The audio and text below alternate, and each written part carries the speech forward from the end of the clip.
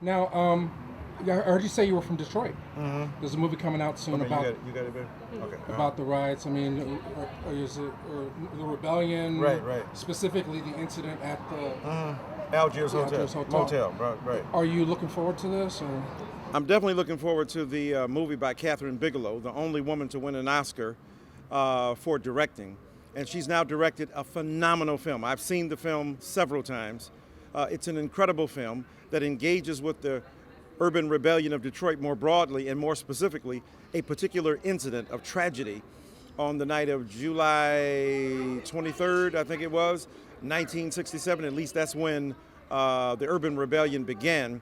And during that urban rebellion, the police brutally slayed 3 young black men.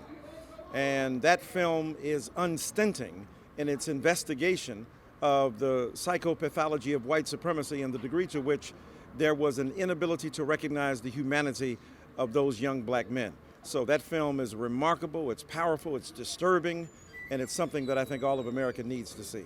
Now, I personally had a problem with it in terms of the authorship and the fact that it was. I thought I was going in to see something about the rebellion, and actually it was about sort of the opposite. So I took away a different kind of message. So Well, you got to adjust your expectations. If you go in thinking one thing, I understand that. But if she says up front that this is about the investigation of a particular incident within the larger urban rebellion, then we have to take that as the jump-off point for what the film is about.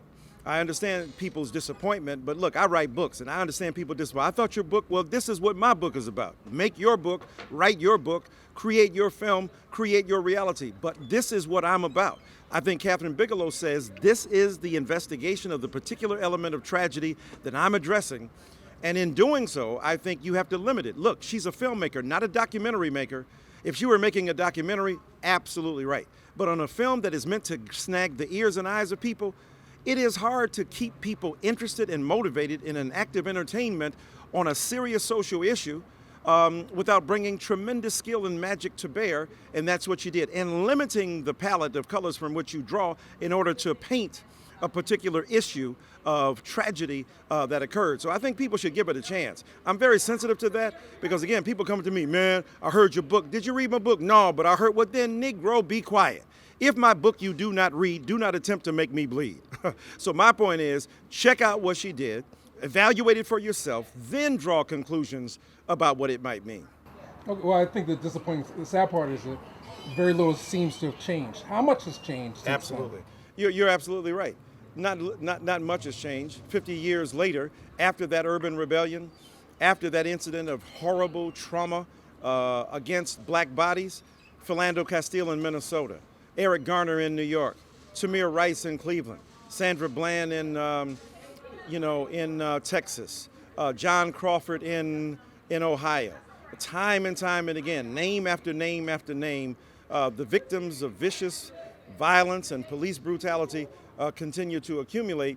And the tragedy is, 50 years later, we still live in an America where the lives of black people are neither respected or recognized, and the humanity of black people not taken as a basis of interaction with us.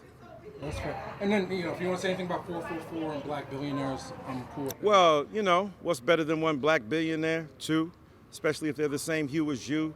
Y'all stop me when I stop telling the truth. Look, billionaires are important, and I'm not mad at that. But we want to build intergenerational wealth. We want to create an infrastructure of the transmission of wealth from one black generation to another, from one black family to another. And it's important for us to build up those assets and to make sure we accumulate not only capital, but that capital that works for itself, that creates more capital.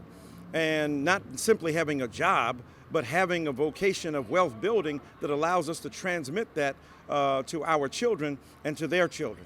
So it's extremely important for Jay-Z and others to elevate that, to talk about buying black, banking black, investing in black, and making sure that we create the opportunities that we want others to create for our own families, children, and loved ones. But however, there's a flip side to it, or no? You expressed it. No. Well, the flip side in what? What do you mean? In terms Well, I mean, it's generational wealth and so on. But I mean, is everybody going to be a billionaire? No, that's what I said. That's why I said that billionaires are great, but we're trying to talk about something much more broad.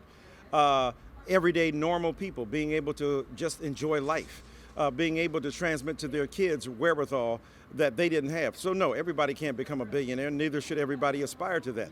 What we should aspire to is a way of life that affords us the opportunities to enjoy it and to love our loved ones and provide opportunities for them.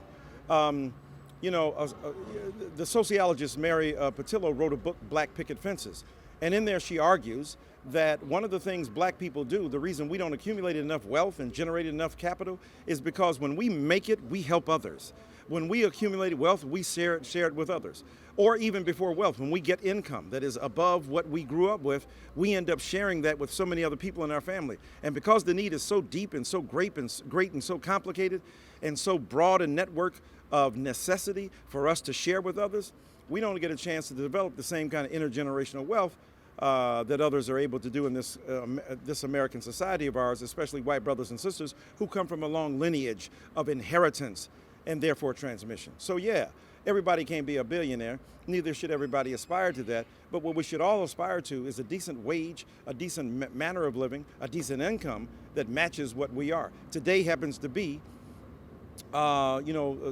equal pay for black women. We know that black women lag behind. Not 80% of what white men make, 67% often of what white men make.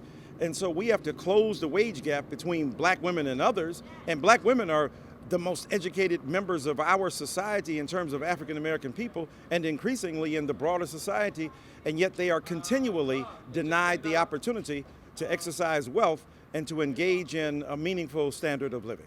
All right, thank you so much. Thank you, my brother. Appreciate it. All right, my man. All right, keep slaying them.